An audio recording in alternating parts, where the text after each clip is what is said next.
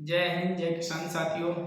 आज मैं आप लोगों को एक ख़ास तरीका बताने वाला हूँ कि किस तरीके से हम रिटेलर डिस्ट्रीब्यूटर का चयन करेंगे। और सबसे पहले जब चयन करेंगे तो किसी भी गांव में जाने के लिए, किसी भी ब्लॉक में जाने के लिए हमें किन बातों का विशेष ध्यान रखना है। तो साथियों, बताना चाहूँगा कि मैंने तैयारी की है पिछले 3 साल से। मैं Wali Hussain Ansari, marketing head, pure and sure से मैंने 3 साल दिए हैं इस अ, पूरी खोज करने के लिए कि कैसे करके हम इस सही व्यक्ति का चयन कर सकें। तो जो अभी तक पिछले 3 सालों में मैंने बड़ा काम किया है, तो मुझे वो 10 व्यक्तियों ने सफलता दी है, जिनको लेके मैं जब गांव गया और उनसे मुलाकात की। तो क्या आप जानना चाहेंगे वो कौन लोग हैं? तो आपको बताना चाहूँगा साथियों कि वो लोग कौन हैं जो हमारे साथ आसानी से जुड़ सकते हैं। उनका हम एक सर्वे फार्म भर के लाएंगे। तो सर्वे फार्म भरने के लिए सबसे पहले उस व्यक्ति की तलाश करनी है। तो कौन व्यक्ति है जिसको हमें सर्वे फार्म भरना है? तो पहला बंदा वो होता है जो सबसे पहले गांव में हम जाते हैं, गांव का सर्वे करते हैं। तो गांव में हमें 20-30 परिवार ऐसे होते हैं जो हायर होते हैं, थोड़े पैसे वाले होते हैं। उनमें जो पता कैसे चलेगा कि कौन पैसे वाले हैं, कौन हमारे साथ जुड़ सकते हैं, वो कौन व्यक्ति हैं, कैसे पता चलेगा हमें?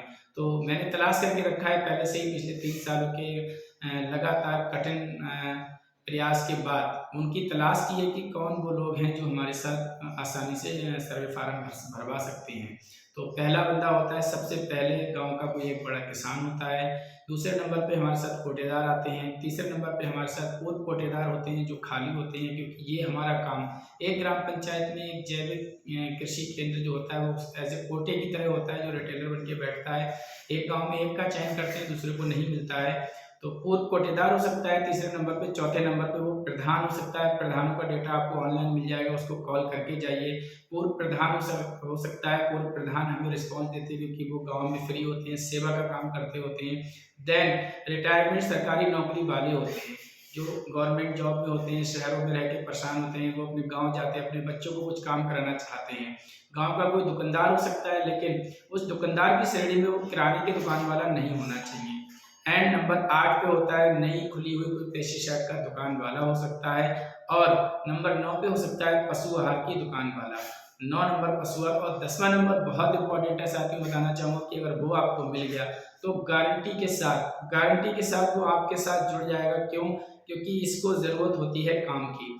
जिसको ज़रूरत काम की वो होता है खाद दवा का काम करने वाला व्यक्ति। तलाश कर रहा होता है कि हाँ, कोई मुझे मिल जाए तरीका बताने वाला, कैसे मेरी दुकान खुलेगी, कैसे मेरा लाइसेंस होगा, कैसे मुझे होलसेल के रेट में खाद दवाएं मिलेंगी। ये वो खाद दवाएं जो मेरे पीछे स्क्रीन पर नज़र आ रही हैं, ये कैसे मिलेंगी? अगर ये राइट पर्सन मिल गया तो एक गारंटी से आपका काम कर सकता है। अगर मान के चलो आप, मैं जो तरीका बता रहा हूँ उसके हिसाब से आप 10 में से किसी एक व्यक्ति के पास पहुँच गए, तो हमें अपनी बात शुरुआत कैसे करनी है? तो शुरुआत करने के लिए एक सर्वे फार्म है जो मेरे सामने रखा हुआ है, इसको आपको भरना है। सर्वे फार्म को उसको बोलना है, सर नमस्कार सर, मेरा नाम वली हुसैन अंसारी, मैं प्योर एंड श्योर ऑर्गेनिक से बात कर रहा हूँ। और जैसा कि आप जानते हैं कि ज़्यादा केमिकल रसायन डालने की वजह से आज हमारी खेती की जो लागत है वो बढ़ती जा रही है, उत्पादन जो है वो घटता जा रहा है, एंड जो फसल पैदा हो रही है उसके भी सही दाम नहीं मिल रहे हैं। इसलिए भारत सरकार और राज्य सरकार इस मिशन पे कार्य कर रही है। हमारी संस्था प्योर एंड श्योर ऑर्गेनिक भी इसी मिशन पर कार्य कर रही है। हमारी संस्था हर एक ग्राम पंचायत में ऑर्गेनिक खाद दवा का रिटेलर सेंटर नियुक्त कर रही है। इसके लिए अभी सर्वे हो रहा है। क्या मैं आपसे इसकी कुछ जानकारी ले सकता हूँ? ये बात हमें उससे पहले पूछनी है। जब वो हाँ करता है तब हमें आगे बढ़ना है। आगे बढ़ना है, क्या बोलना है? सर, आपके गांव में कुछ मजबूत लोग हों जो व्यापार करना चाहते हों और जैविक केंद्र खोलकर रिटेलर बन सकते हैं, तो उसके बारे में मुझे बता दीजिए। पहले हमें उससे पूछना है, रुकना है थोड़ा सा, फिर बोलना है। यदि सर आप करना चाहते हैं तो आप बताइए, मैं इसकी आपको पूरी जानकारी दूँ। वो हाँ करता है तो आपको आगे बढ़ना है। सबसे पहले उसका पूरा नाम पूछना है, फिर उसका मोबाइल नंबर पूछना है दूसरे नंबर पे। तीसरे नंबर पर उसके गांव का नाम, ब्लॉक का नाम पूछना है। चौथे नंबर पे उससे फिर पूछना है कि आपके गांव का एग्रीकल्चर रकबा कितने एकड़ का है। ये बहुत इंपॉर्टेंट क्वेश्चन है, ज़्यादातर लोगों को पता नहीं होता है।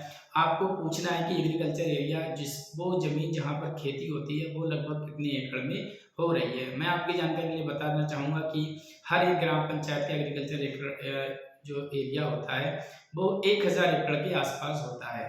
आप उन्हें बताइए कि सर 1000 एकड़ रकबा तो होना ही चाहिए, कहीं 1200 होता है, कहीं 1500 होता है, लेकिन मैं 1000 मान लेता हूँ। फिर हमें पूछना है उनसे कि आपके गांव में फसलें कौन कौन सी होती है, ये क्वेश्चन नंबर 5 है। 6वें नंबर पे हमें बताना है उसको कि सर सरकारी मानक के हिसाब से एक गांव में जो खेती होती है उसमें 1 एकड़ में जो लागत आती है वो 10,000 रुपये आती है।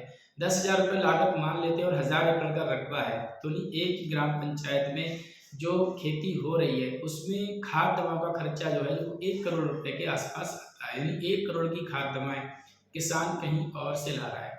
अगर ऐसी एक रिटेलरशिप की दुकान यहाँ खुल जाएगी तो गारंटी के साथ वो दुकान अच्छी चलेगी। अभी तक जो मैंने क्वेश्चन नंबर 6 तक बात की है वो इसी उद्देश्य से है कि उनको एहसास हो, उनको पता चले कि हाँ हमारे गांव में एक वास्तव में एक रिटेलर दुकान की आवश्यकता है। और फिर हम आते हैं 7 नंबर मेन टॉपिक पे कि वो अगर उसके मन में आता है कि हाँ मैं ले लूँगा, तो उससे पूछना है कि सर आप या आपके परिवार में ये जो रिटेलर जैविक कृषि केंद्र है ये संभालेगा कौन? वो कहता है मेरा भैया, मेरा भतीजा, कोई XYZ नाम बताता है जो संभालेगा, तो संभालने वाले का नाम यहाँ मेंशन करना है। एंड 8 नंबर का क्वेश्चन बहुत इंपॉर्टेंट है, पैसे वाली बात है साथियों, और इसको बड़ा ध्यान से पूछना है आप लोगों को कि इस खाद दवा के काम के लिए अभी कितने रुपए से शुरुआत करेंगे, आप कितने रुपए से शुरुआत कर सकते हैं। फिर वो पूछेगा आप बताइए फार्म तो आप भरने आए हैं, कितने रुपए से शुरुआत करा सकते हैं, तो उनको आपको बताना है कि आप sir 1 lakh, 2 lakh, 3 lakh in amount में से किसी भी अमाउंट से आप शुरुआत कर सकते हैं। वो जो भी बताए वो यहाँ रखना है। फिर याद दिलाना है कि सर आपके गांव में 1 करोड़ की खाद दवाएं कहीं बाहर से आ रही, तो अगर हम इसके 10% ग्राहक भी रोक पाए तो हो जाते हैं 10 लाख, यानी लाख रुपए महीने की बिक्री की संभावना है, तो लाख रुपए से ज़्यादा का तो माल होना चाहिए। तो लाख रुपए से ऊपर इस फार्म में मेंशन करना है। फिर 9वें नंबर क्वेश्चन पे आ जाना है कि इस केंद्र को लेने के लिए फाइनल निर्णय आप ही लेंगे या कोई और लेगा परिवार में, जो लेगा उसका नाम लिखना है। फिर लास्ट क्वेश्चन 10वें नंबर का है कि मैंने ये जानकारी फिल कर ली है, अब ये जानकारी मैं अपने सीनियर अधिकारी को भेजूंगा। अगर आपकी प्रोफाइल सेलेक्ट होती है तो अभी इस काम को आप कब तक शुरुआत कर सकते हैं। वो आपसे जानना चाहेगा कि बताइए, आप बताइए कब तक शुरुआत करा देंगे, कब तक ये फार्म पास हो जाएगा। तो आपको उसे बता के आना है कि सर ये फार्म जो है 2 दिन या 3 दिन में ये अप्रूवल आ जाएगा। फिर मेरे सीनियर अधिकारी आकर आपको समझाएंगे, यानी 5 दिन के अंदर आपके पास पैसा होना चाहिए यदि आपका ये फार्म पास हो गया। फार्म पास होने के बाद 5 दिन बाद पैसा लगाकर आपको ये काम करना है। ये सारी बातें जो एक सर्वे फार्म के थ्रू बताई गई हैं, किन लोगों का सर्वे फार्म बनना है, और 10 तरीके के लोग हैं जिनके सर्वे फार्म बनना है, और 10 तरीके की बातें उनसे क्वेश्चन आंसर के थ्रू पूछना है। कुछ जानकारी आपको देनी है, कुछ लेनी है। तो उम्मीद करूंगा साथियों मेरी बात आपके समझ में आई होगी, और इस तरीके से अगर आप सर्वे फार्म भरते हैं तो आपको रिजल्ट 100% मिलने वाला है। तो इसी के साथ मैं इस वीडियो को एंड करना चाहूँगा। जय हिंद, जय किसान साथियों।